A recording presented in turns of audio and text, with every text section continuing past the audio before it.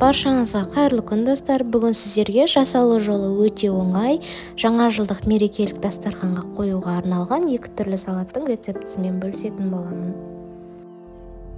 Біздің бірінші салатымызға бар жоғы осы 3 қана зат қажет болады. Ең алдымен қызылшаны пісіріп аламыз және де оны осылайша екіге бөліп, сопақтау етіп тұрып шығамыз. Қатты қалың, қатты жұқа етіп те бермейміз. Кез келген әдемі тарелканы алып, қызылшаларды осылайша орналастырып шығамыз.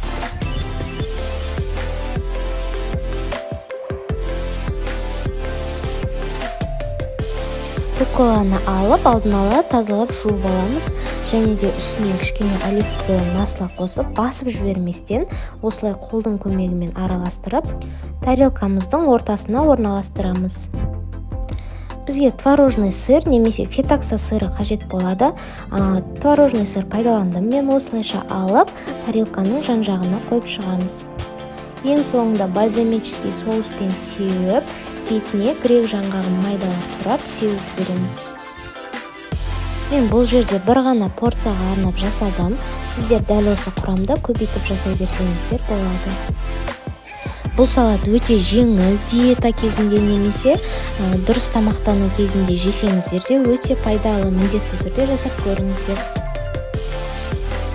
Біздің екінші салатымыз гранатовый браслет деп аталады. Түрі де, дәмі де өте керемет болып шығады. Бізге қажетті заттардың барлығын алдын ала дайындап аламыз. Құрамын толықтай описанияға жазып кетемін. Ең алдымен картошканы, сәбізді, жұмыртқаны үккіштен өткізіп аламыз. Тарелканы алып, ортасына осылай стаканды қойып, ең бірінші картошканы орналастырып шығамыз. Картошканың үстінен сіздер майонез сепсеңіздер болады. Мен бірден тауықтың аяғын қойып жібердім, себебі қатты майонезді ұнатпағандықтан 3-4 слойдан кейін ғана барып бірақ жақтым. Тауықтың аяғынан кейін кішкене қызартылып қуырылған пиязды, оның үстінен үккіштен өткізілген сәбізді сеуіп, майонез, кішкене тұз сеуіп жібереміз. Келесі кезекте жұмыртқаны салып, тағы да майонезбен сәндеп, кішкене тағы да тұз сеуіп жібереміз. Қызылшамызды да алдын ала пісіріп, дайындап, үккіштен өткізіп аламыз және де кішкене грек жаңғағын араластырып жіберсеңіздер өте әдемі дәм береді. Оны да тарелкаға орналастырып, үстіне майонез сеуіп, оның үстінен анарды қойып шығамыз. Ортасындағы стаканды ақырындап алып тастаймыз.